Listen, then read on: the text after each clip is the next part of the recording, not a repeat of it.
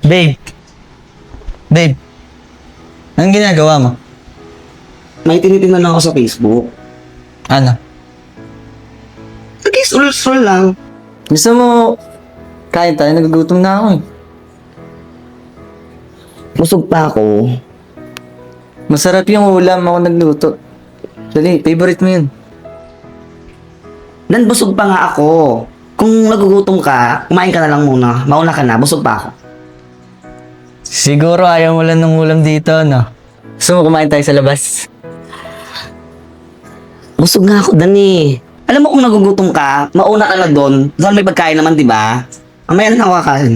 Busog pa ako. Kaya nga, ba't ka ba nagkakaganyan? Wala ka na naman sa mood. Simula nung nakita mo yung Marquis na yun. Nagkakaganyan ka na. Teka nga, ba't napasok si Marky sa usapan na to? Bakit? Ayun lang naman yung dahilan, di ba? Kaya ka nagkakaganyan. Nako, Bakit? Mahal mo ba siya? Mahal mo pa? alam mo, Dan, may mga bagay at mga desisyon na hindi mo na kailangan malaman. Bakit? Anong meron yun? Gwapo? Pinagpalit ka nga sa babae.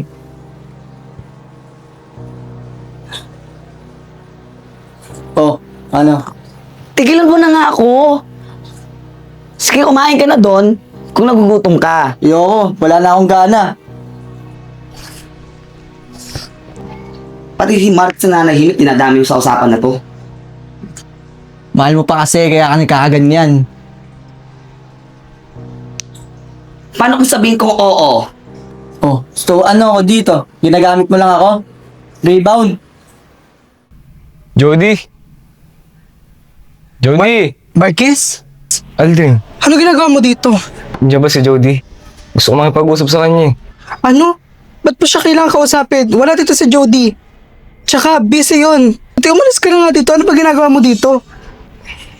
Jody, nanan si Jody? Wala nga dito si Jody. Kailangan ko makipag-usap sa kanya. Ano kailangan mo siya makausap? Wala nga dito si Madam Jody.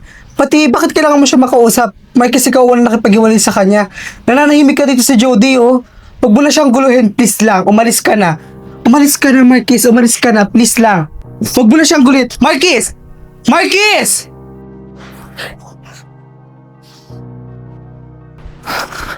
Jody, Marquez? Ano ginagawa mo dito?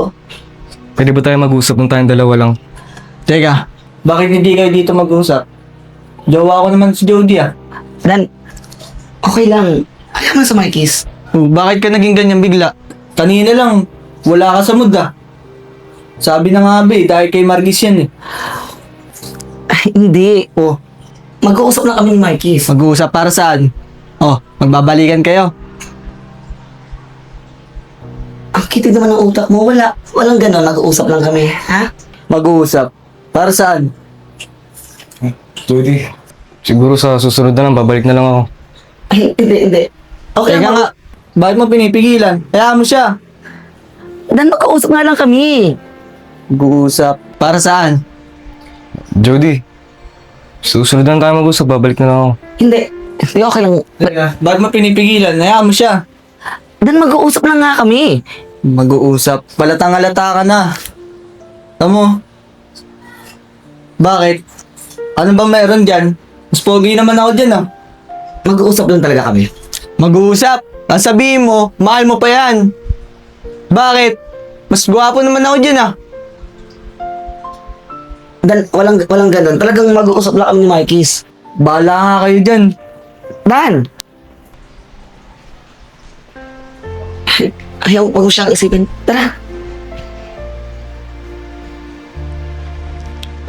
Pala napasugod ka. Eh, kasi, yung girlfriend ko, iniwalayan ako eh. Gusto ko lang sanang may masabihan ng problema eh. Eh, ikaw lang yung pinakaunang taong pumasok sa isip ko. Talaga ba? Naiisip mo pa rin ako. Siyempre. Sa'yo din naman ako ng ganyan. Simula. Sarap lang pakinggan na naisip mo pa rin pala ako hanggang ngayon. Kahit sa mga ang dami na nangyari. Masaya lang ako. Oo ba? Hindi ko naman malilimutan yung mga pinagsamahan natin eh. Kaya nga ikaw pa rin yung pinupuntahan ko eh. Paano yung boyfriend mo? Okay lang ba sa kanya? Ay, Nag-aaway kayo eh. hindi. Kakausapin ko na lang mamaya. Tsaka mabait naman yung Sidan eh. Masaya lang ako na naisip mo pala ako.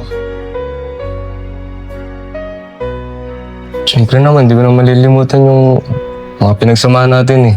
Tsaka nga pala, totoo ba yung narinig ko kanina? Mahal mo pa daw ako? Totoo. Totoong mahal pa kita. Tsaka hindi naman nawala yun, Marcus, simula nang umalis ka eh.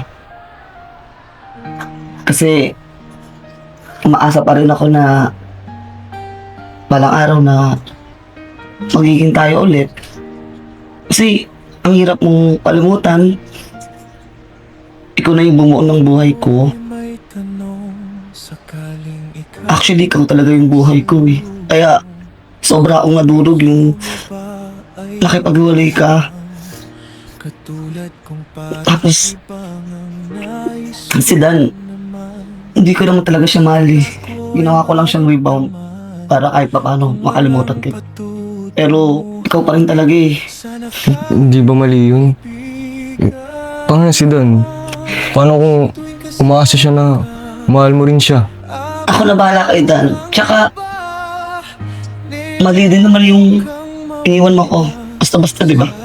Pero, mahal pa rin talaga kita eh. Ikaw pa rin talaga yung nasa puso ko. Walang papalit. Hindi pwede, Jody. Paano si Dan? Ako na nga bahala kay Dan eh. Di ba, kaya ka nagpunta dito kasi makipagbalikan ka. Punta ako dito para may makasabihan. Hindi ako pumunta dito para makipagbalikan sa'yo.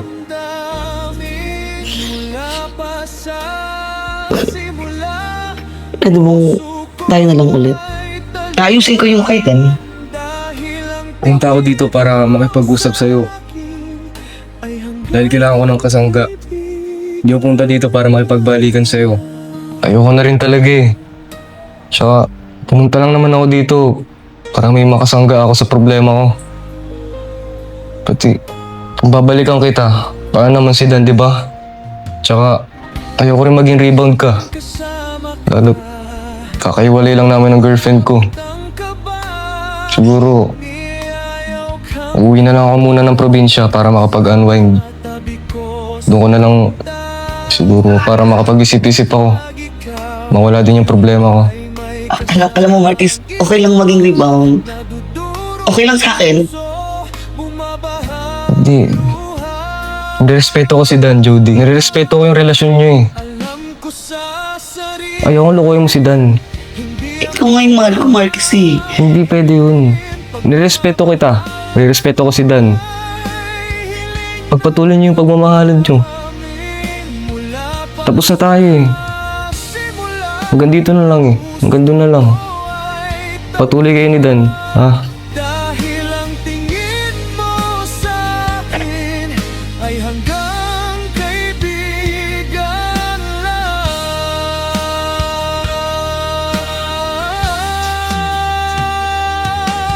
Masisisi mo ba ako kung labis kitang Jody, aalis na ako ah.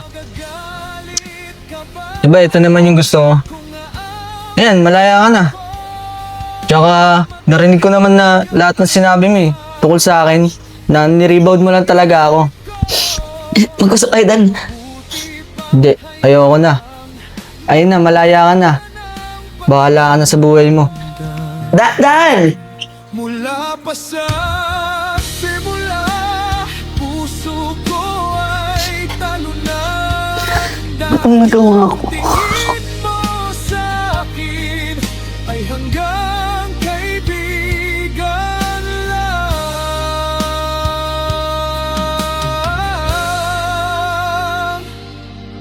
Hanggang kaibigan.